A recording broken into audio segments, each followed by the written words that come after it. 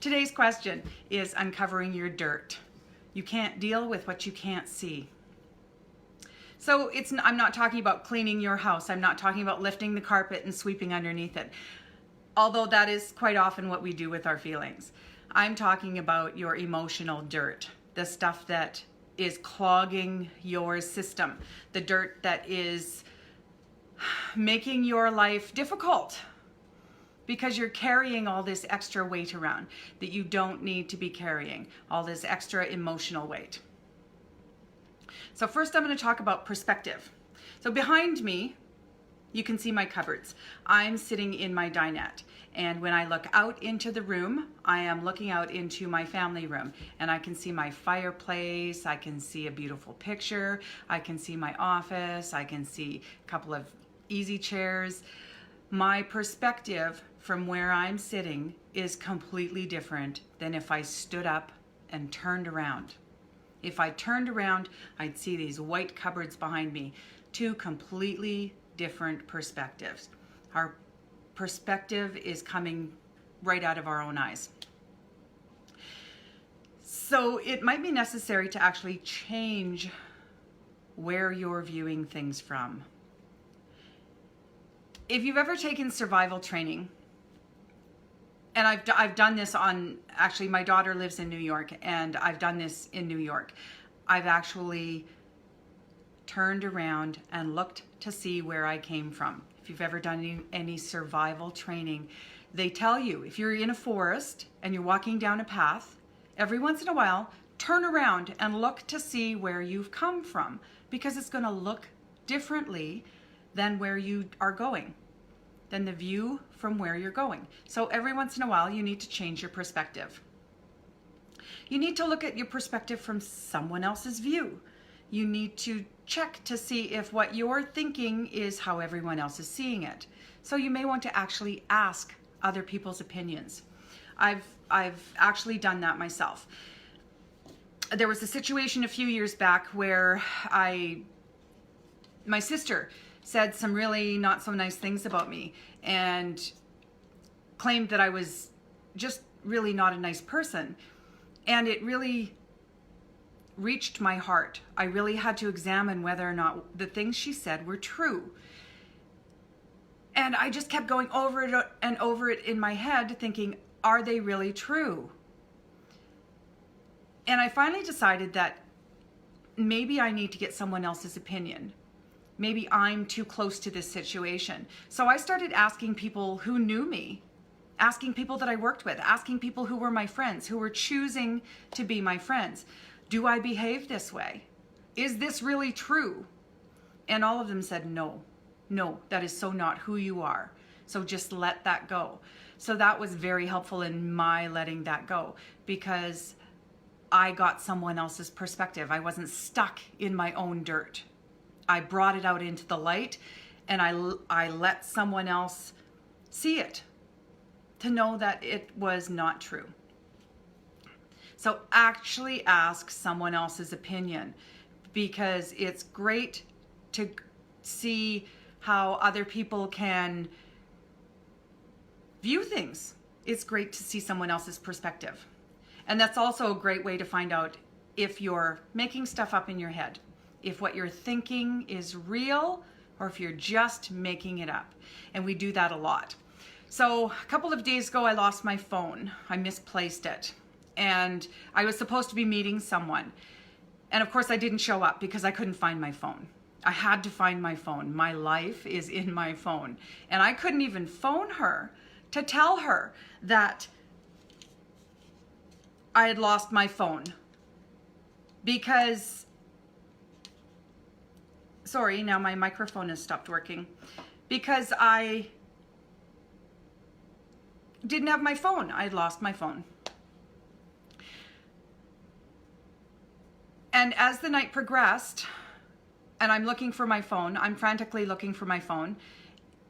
And the next day when I talked to her, she said, "What happened? Why did you not come?" I said, "Well, I lost my phone and I couldn't phone you." She said, "Well, I thought something had happened to you. I thought you were dead." She said, all these things were running through my mind. I thought, oh my goodness, something had happened to you. Oh, you had bailed. Oh, you're not going to show up. And you didn't want to tell me, but I didn't think you were that kind of person. And even if something happened to you, no one's going to tell me because they don't know you were coming to see me, and nobody knows we're friends yet because this is quite a new relationship. And all these things were running through her head, and none of them were real. So that contributes to our fear and our anxiety and several other things as far as our emotions go.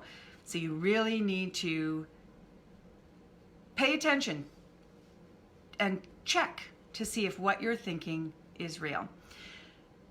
And are you blaming someone else for something that you should be personally responsible for? So I didn't put all those thoughts in my friend's head.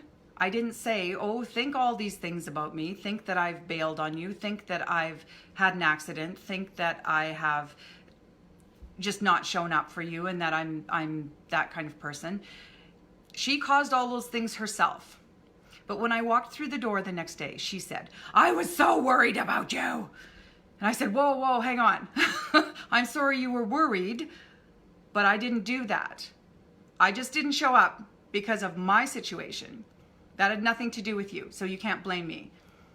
And she finally said, no, I'm not blaming you. I'm just saying I was really worried. Great. You need to take responsibility for your thoughts and actions. And I will be talking more about that next week as we're coming up to the holidays and having to deal with other people, a lot of other people, mostly family, who think that they know us better than we know ourselves. So one of the things that came up was fear for her and fear for me. I feared when I lost my phone because my whole life is in my phone, as is with most people these days. We are only born with two inherent fears: the fear of falling and the fear of loud noises. All the other fears are learned. And my biggest fear right now is that no one's going to see this Facebook Live show. I'm doing this Facebook Live show and no one's going to show up. Thank you, Elizabeth, for showing up. So let me know you're here in the comments below.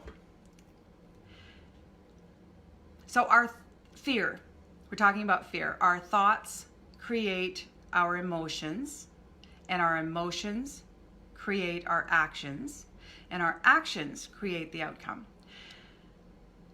If you give a child a tarantula,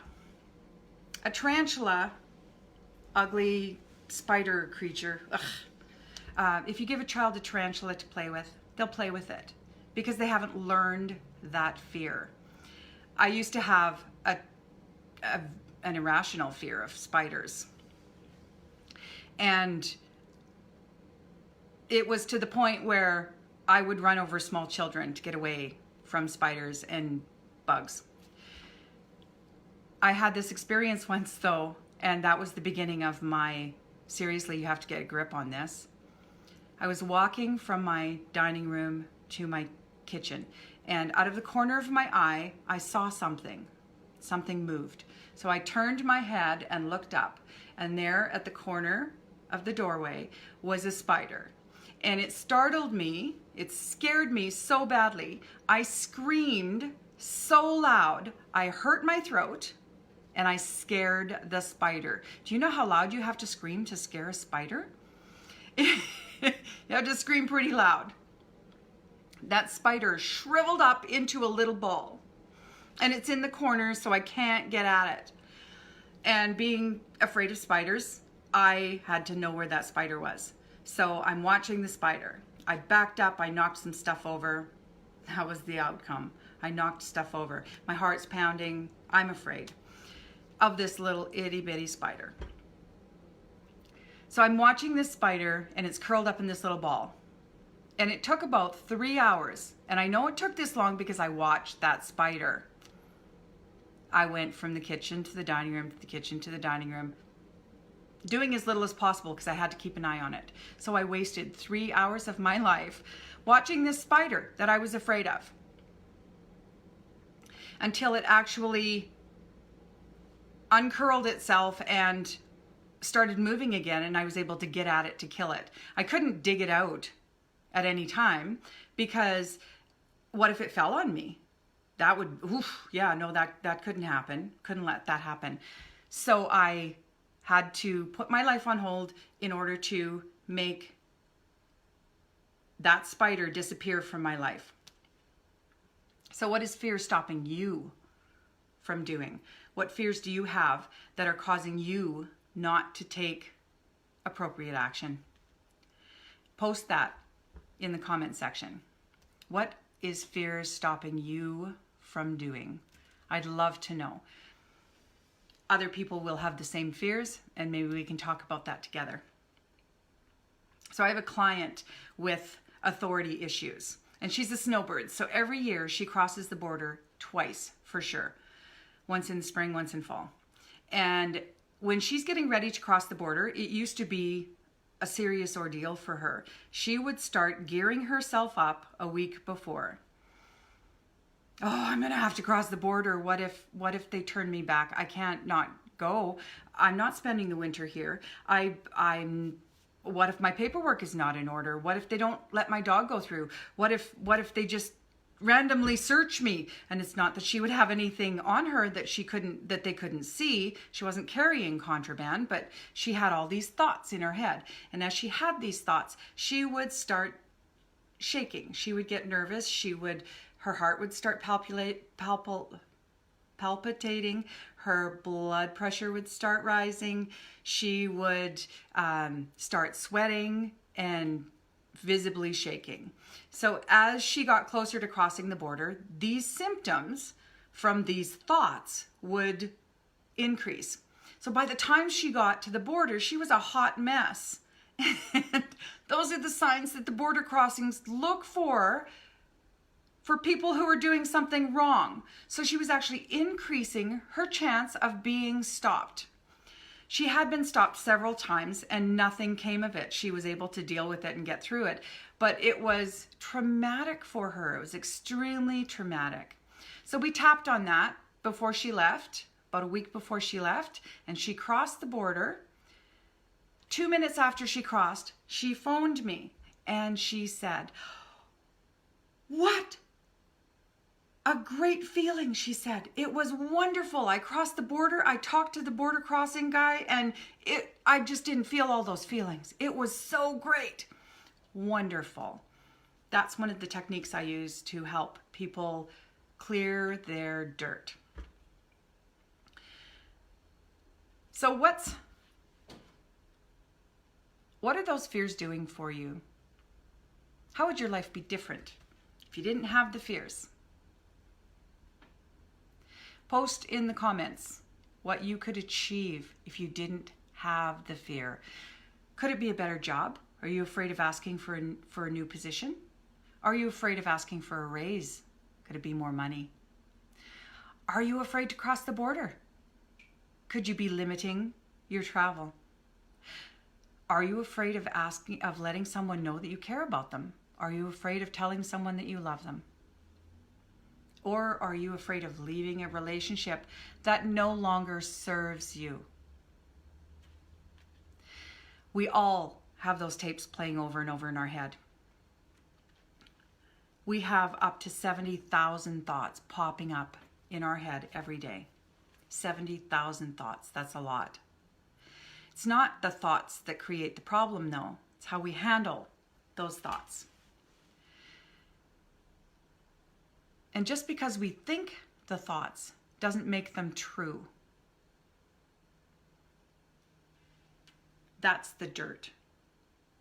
It's to recognize the thoughts that are untrue and how they're affecting our lives and what we can do to deal with that. Because with every thought comes an emotion. And if that dirt gets piled up too high, we sometimes need help cleaning it. Now I have this awesome technique, the technique I used on my client who had issues crossing the border, and the technique I've used on myself as well, is called emotional freedom technique. And it's a technique that helps to release the emotions that are attached to the thoughts. So even if thoughts are real, when your thoughts are real,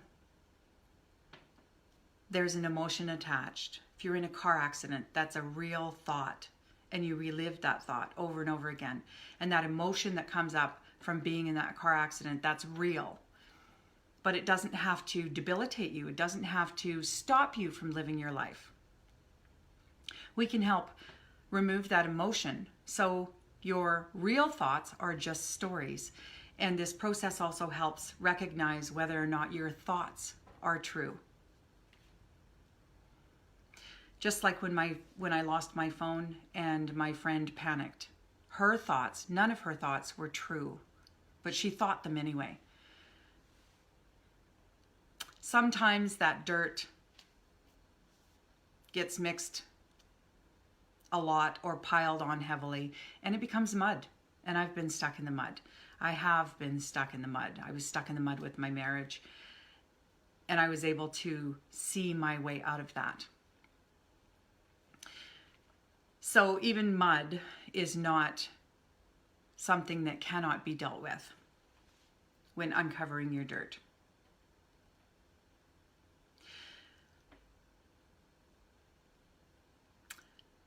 So remember, our thoughts create our emotions, and our emotions create our actions, and our actions create our outcomes.